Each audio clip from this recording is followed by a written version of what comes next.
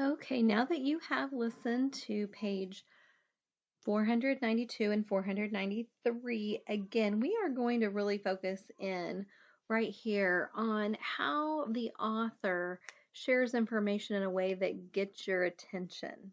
Okay, so we are going to cite some text evidence and use details from page 492 and 493 to complete this chart below. Okay, so an example of one of the ways he tries to get your attention, he says, now imagine a world without money. How does the author keep your attention? The author gives the reader a direct command. He gives you something to think about, okay? He tells you to do something. So hopefully you did that when he heard you say that and you gave it some thought. That would be weird, living in a world with no money. I couldn't do this or this. So now down here it says, how would you buy a loaf of bread? How does the author keep your attention? Oopsies. Oh, I'm so sorry, guys. I don't know why it's doing that.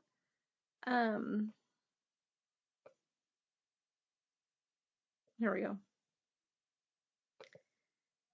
So we do this when we are writing stories.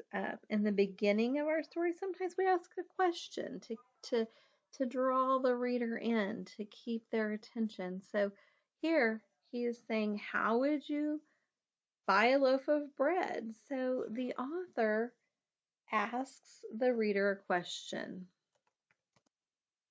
I'm going to type that in. Oh my goodness, I can't type.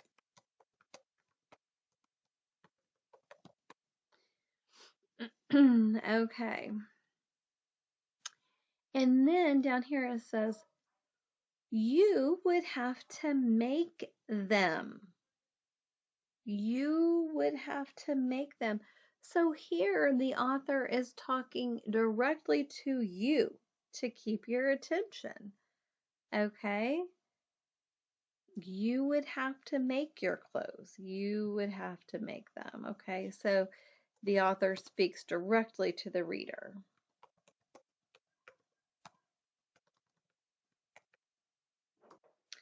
And that is another way. That you, when you are authoring a story, these are some ways that you can keep your reader's attention.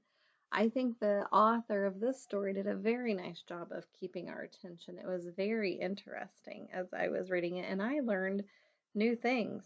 And I've been using money for years and years and years. Okay, so in the next video, we're going to chit chat and you're going to see me in person. You're going to see my face and not just my voice. And we're going to talk about a couple other things. Since you don't have your skinny books, we're just going to have some conversations.